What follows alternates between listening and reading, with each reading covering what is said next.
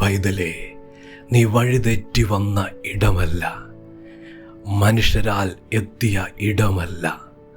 ആ നിലയിൽ ഇന്നത്തെ സാഹചര്യങ്ങളിൽ മനസ്സ് പതറിയും ഇടറിയും നിൽക്കുന്ന ജീവിതങ്ങളോടുള്ള പരിശുദ്ധാത്മാവിൻ്റെ വ്യക്തമായ ദൂത്, ആഴമായ ദൈവശബ്ദം ഇന്ന് സ്വർഗം ഇടപെടുന്നു. ഉൽപ്പത്തി പുസ്തകം 2-ാം അധ്യായം 8-ാം വാക്യം. അനന്തരം യഹോവയായ ദൈവം കിഴക്ക് ഏദനിൽ ഒരു തോട്ടമുണ്ടാക്കി താൻ സൃഷ്ടിച്ച മനുഷ്യനെ അവിടെ ആക്കി. ഇന്ന് ദൈവം ആഴും ശക്തമായി ഇടപെടുന്ന ദൂത് ഇതാ. ദൈവം അവിടെ ആക്കി. ദൈവം അവിടെ ആക്കി. ശത്രു അവിടെ നിന്ന് പുകച്ച് പുറത്തു ചാടിക്കാൻ നോക്കിയാലും, എന്ത് അഭ്യാസം കാണിച്ച് അവിടുന്ന് പുറകോട്ടും അവിടുന്ന് പുറത്ത് തള്ളാനും നോക്കിയാലും നടക്കത്തില്ല. ആരോടൊക്കെ ശക്തമായി ആത്മാവ് ദൂതിടപെടുന്നു, പരിശുദ്ധാത്മാവ് ശക്തിയോടെ ഇടപെടുന്നു. ദൈവം അവിടെ ആക്കി. ദൈവം ആദത്തിനെ അവിടെ ആക്കി.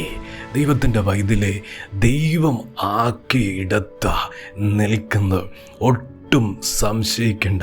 ഇത് മനുഷ്യരാലല്ല, ഇത് ശത്രുവിനാലല്ല ഇപ്പോൾ ആയിരിക്കുന്ന തലത്തിൽ നിൽക്കുന്നത്. ഇത് ദൈവ പദ്ധതിയാ. അവിടെ നിന്നിലൂടെ ഒരു പ്രവൃത്തിയുണ്ട്. അത് ദൈവം ചെയ്യിക്കുവാൻ ആഗ്രഹിക്കുന്നു. അത് ദൈവനാമം മഹത്വത്തിനായി അത് തീരും. ആ നിലയില്ല ദൈവം അതിനെ കണ്ടിരിക്കുന്നത്. ദൈവം അവിടെ ആക്കിയതിന് ഒരു ഉദ്ദേശമുണ്ട്.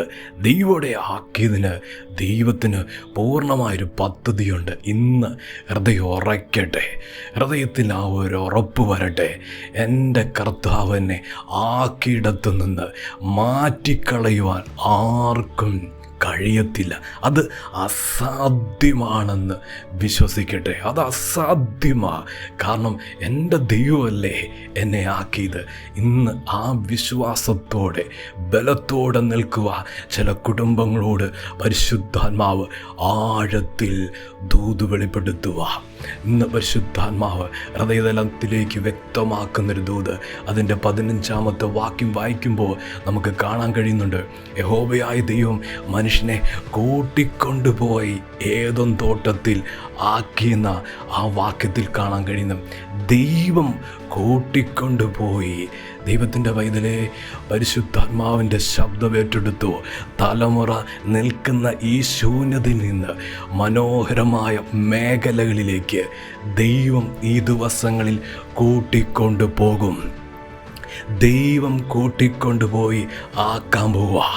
ദൈവം കൂട്ടിക്കൊണ്ടുപോയി ആ സ്ഥാപനത്തിൽ നിർത്താൻ പോവുക. ദൈവം കൂട്ടിക്കൊണ്ടുപോയി ആ രാജ്യത്തിൽ എത്തിക്കാൻ പോവുക. ആ നിലവാരത്തിലാണ് ദൈവത്തിൻ്റെ കരം ചലിക്കാൻ പോകുന്ന. ചില വ്യക്തികളൊക്കെ പറഞ്ഞിട്ടുണ്ടായിരുന്നു കൊണ്ടുപോകാമെന്ന്, എന്നാൽ അവരും മറന്നു. അവരെ ഓർമ്മപ്പെടുത്താനും കഴിയത്തില്ല. ആ ഒരു സ്ഥിതിയിലല്ലേ. പക്ഷേ കർത്താവിനോട് പറയാം, കർത്താവിനെ ഓർമ്മപ്പെടുത്താം. ദൈവ വാഗ്ദത്തം തന്നത്, ദൈവ വാഗ്ദത്തം ചെയ്തിരിക്കുന്നത്. ഇന്നാരോട് ശക്തമായി ദൈവാത്മാവ് ഇടപെടുന്നു. ആ കണ്ണുനീര് തുടച്ചുകൊണ്ടുള്ള ദൂത, ആ വേദനയെ മാറ്റിക്കൊണ്ടുള്ള ദൂത കർത്താവ് കൂട്ടിക്കൊണ്ടുപോകും. അവിടെ ദൈവം നിലനിർത്തും. അവിടെ ദൈവം ഉറപ്പിക്കും. ആ നിലവാരത്തിൽ ചില വാഗ്ദത്തങ്ങൾ നടക്കാൻ പോകുന്നു. എന്നെ ആക്കി വച്ചിരിക്കുന്നത്, എൻ്റെ ശുശ്രൂഷ ദൈവം ആക്കി വച്ചിരിക്കുന്നത്, എൻ്റെ ജോലി ദൈവം ആക്കി വച്ചിരിക്കുന്നത്, എന്നെ അയച്ച കുടുംബത്തിൽ കർത്താവ് കൂട്ടിക്കൊണ്ടുവന്ന് എൻ്റെ കുടുംബത്തിൽ എന്നെ ദൈവം ആക്കി വെച്ചിട്ടുണ്ടെങ്കിൽ അത് നിലനിൽക്കും. അതിനെ തകർക്കുവാൻ ഒരു ശത്രുവിനും കഴിയത്തില്ല, ഒരു ശക്തിക്കും കഴിയത്തില്ല. കാരണം എൻ്റെ ദൈവമാണ് എന്നെ അവിടെയാക്കിയത്. വിശ്വസിച്ചോ? ദൂതേറ്റെടുത്തു. തലമുറ ദൈവം കൂട്ടിക്കൊണ്ടുപോയി ആ മനോഹരമായ രാജ്യത്ത് നിർത്താൻ പോവുക. ആ നിലയിൽ അത്ഭുതം നടക്കും. ദൈവസഹായം വെളിപ്പെട്ടു വരും. ഇന്നത്തിനായിരിക്കും ഞങ്ങളുടെ ദൈവമേ സ്വർഗ്ഗീയ പിതാവേ, അങ്ങയുടെ ശബ്ദത്തിനായി അങ്ങയുടെ ദൂതനായി സ്തോത്രം ചെയ്യുന്നു.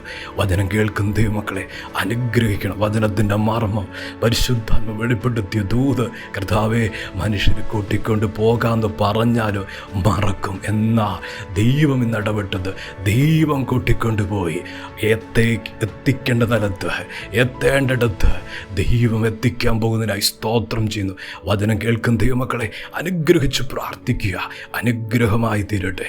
കർത്താവ് അങ്ങനെ ചെയ്യുന്നതിനായി നന്ദി. യേശുവിൻ്റെ നാമത്തിൽ തന്നെ ആമേൻ.